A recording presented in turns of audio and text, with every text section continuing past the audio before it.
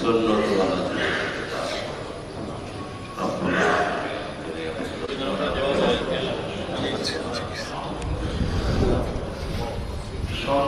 কবরকে আল্লাহ প্রশস্ত করে দেবেন, কবরকে নূর দ্বারা আলোকিত করে দেবেন।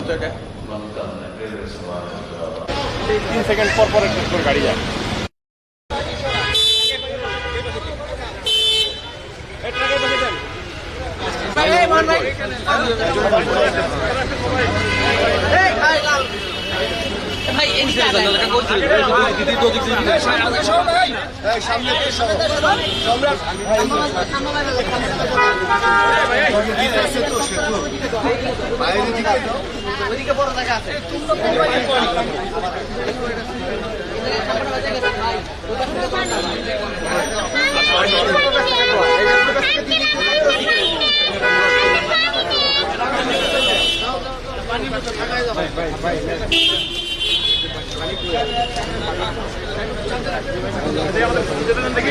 আমাদের গণতন্ত্রের মা সাবেক প্রধানমন্ত্রী বেগম খালেদা জিয়া সংকটাপন্ন অবস্থায় এভারকেয়ার হসপিটালে আছে। আপনারা জানেন, আমরা বিএনপি পরিবার সারা বাংলাদেশের ন্যায় ঢাকাতেও তার জন্য আশুরোগ মুক্তি কামনা করে বিভিন্ন কর্মসূচি পালন করছি। আজকে কর্মসূচির মধ্যে ছিল আমাদের পথ দুস্থ মানুষদের খাবার বিতরণ। আমরা গুলশান এবং বনানী কয়েকটি মসজিদে আমরা খাবার বিতরণ করব। তারই অংশ হিসেবে এই আজাদ মসজিদের সামনে দেশনেত্রী বেগম খালেদা জিয়ার সুস্থতা কামনা করে আজকের এই কর্মসূচি পালন করা হচ্ছে। আমাদের মধ্যে উপস্থিত আছেন আমরা বিএনপি পরিবারের সদস্যগণ,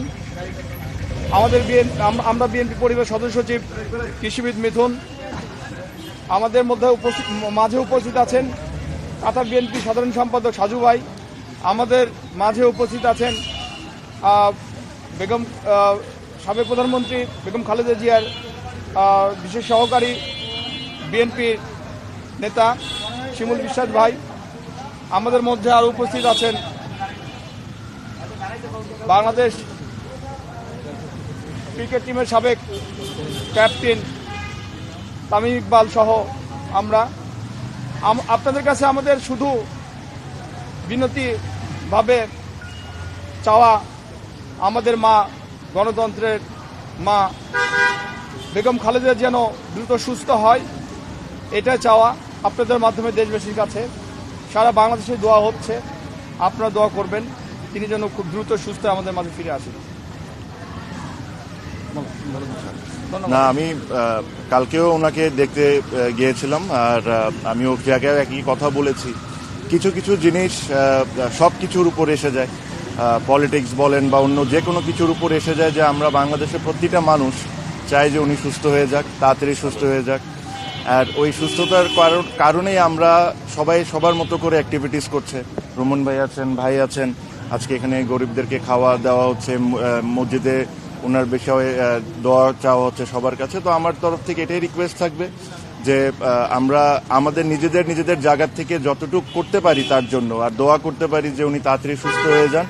আর এই জায়গায় দেখেন আপনি, বাংলাদেশের প্রতিটা মানুষ, এখানে কোনো দল বল কিছুই না, সবাই প্রত্যেকটা মানুষ বাংলাদেশে চায় যে উনি সুস্থ হয়ে আবার আমাদের মধ্যে ফেরত এসে যান।